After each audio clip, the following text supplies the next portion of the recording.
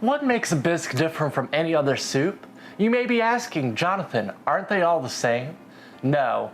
Let me tell you, better yet, show you why a bisque is different from any other soup out there and why it's particularly my favorite. A bisque is different from many other soups, such as stews, broths, chowders, and gazpachos, because it's a smooth, creamy soup often made with shellfish or shellfish stock, such as crab, lobster, or shrimp.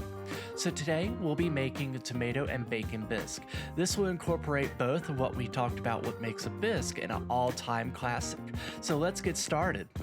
We're going to lightly score our tomatoes on the bottom in an X shape for our tomatoes concasse. Once we have scored our tomatoes on the bottom, we're going to add them to a boiling pot of water and allow them to boil for 4 to 5 minutes or until the skin starts peeling off the tomatoes.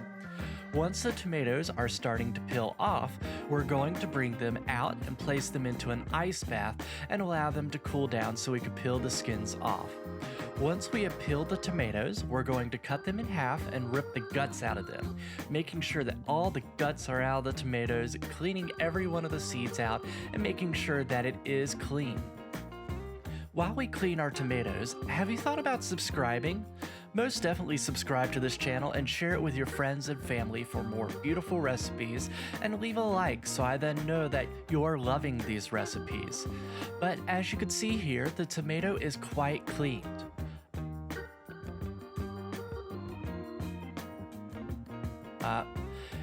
There's a couple of seeds here, so clean those seeds out, my guy.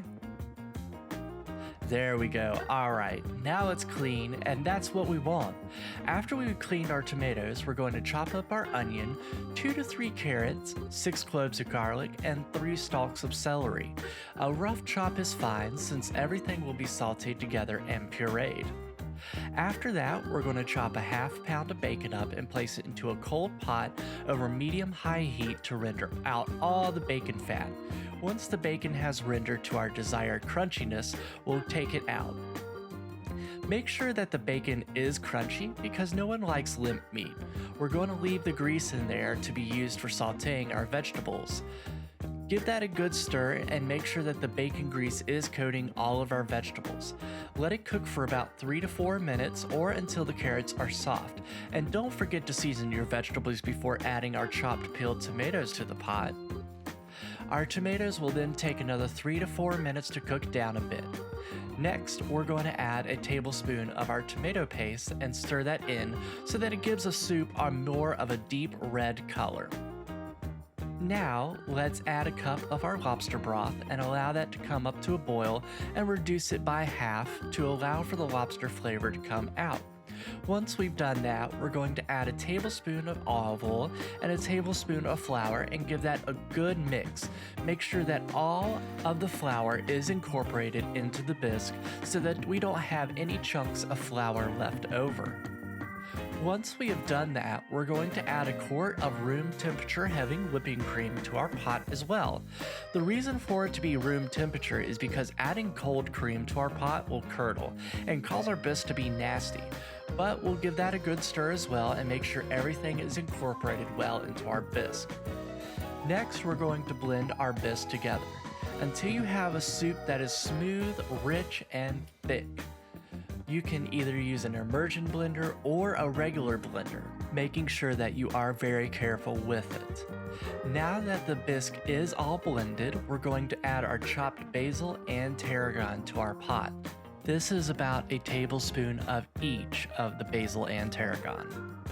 We want to keep some left over to add to our bisque afterwards. Then we'll add a cup of freshly shredded Parmesan cheese and mix it into the soup and allow it to melt. Once all that has been added, we're going to add our crispy bacon and give that a good mix as well. Leave some bacon to top our bisque with. Next, let's season our bisque up and make sure that it is seasoned to our taste. And there is our tomato bacon bisque. We're going to top it with some leftover bacon and some chiffonade basil and tarragon, making sure that everything looks pretty and presentable.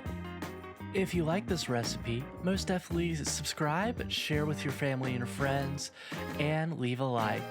But anyway, bye!